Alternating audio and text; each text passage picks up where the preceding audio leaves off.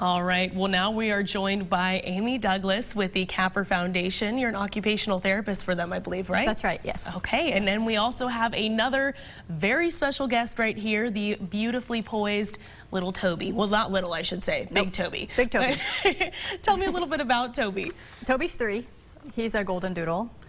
And he started with me in the schools when he was about 8 weeks old. And so he's been working with kids his whole life. Okay, and you said he really enjoys kids, right? He does. He loves all children. All children, loves them. The smaller the better, really. He loves them. And now he works at the Capper Foundation with me. And he loves it there too. And kind of what does he do there for all the children? So he started with us working mostly on transitions. And with the kids that were kind of nervous, you know, or maybe had just started with us, maybe some separation anxiety, that kind of thing, is where he started. And it was funny because some of the kids that were apprehensive about coming back or, you know, real upset for whatever reason, they might have just popped right up and then off they go with us. So he made a big difference there. And now he's moved into some other roles as well. Okay. He helps kids with, and we'll do throwing and catching activities. We'll do some sensory things with his fur. And most importantly, now he's working with kids with feeding. Oh, wow. Okay. So tell me a little bit more about that. So a lot of our kids don't like certain textures on their fingers or certainly not in their mouth. And so if Toby's there, they're much, much more likely to pick up that texture and feed it to him. And then he does such a nice job of modeling chewing that food for them.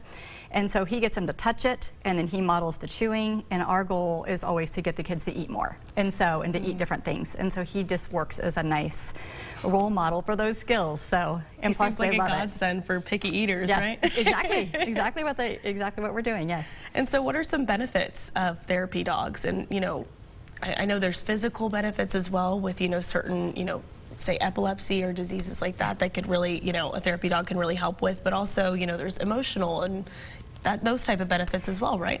Yes, I mean, I think there's lots and lots of studies out there now that are showing all the different benefits that their therapy dogs can bring. But for us with the kids, it just brings an automatic sense of calmness for them. They're automatically relaxed. They're automatically having more fun. They're in speech therapy, it brings out a lot of more words for the kids, and the benefits really just go on and on for the children, and it kind of depends on their specific disability or specifically what they're working on. But there's not a child out there that really isn't excited to have the therapy dog with them. I mean, when he walked into the studio, everyone was extremely excited as well, and we're adults, so I can. He definitely gets people happy and excited. I mean, how could you not with that smile?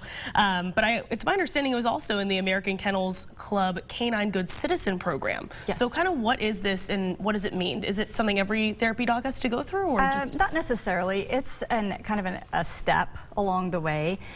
We went to the camo training, dog training. It's here in Topeka, and it's up by Lake Shawnee. So anyway, we went there, and it is a 10-step program of tasks that the therapy dogs have to complete.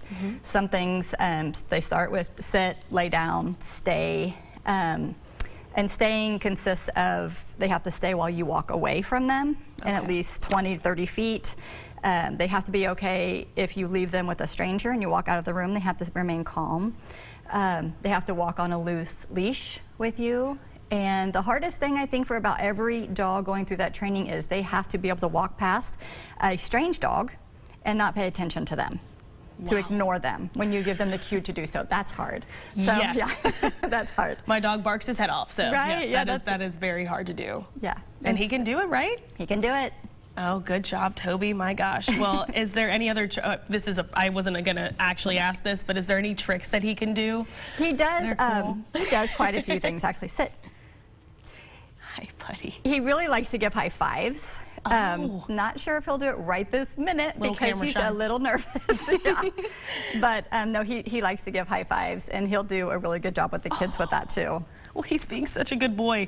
And I mean, if anyone's interested that's watching and getting a therapy dog, what is kind of the process you have to go through, and how can they go about doing that? So The biggest thing is the getting in with somebody that's going to train the dog and actually the owner. A lot of it is training the owner on what to do, because you don't just work with them, you know, once a week. You work with them all the time.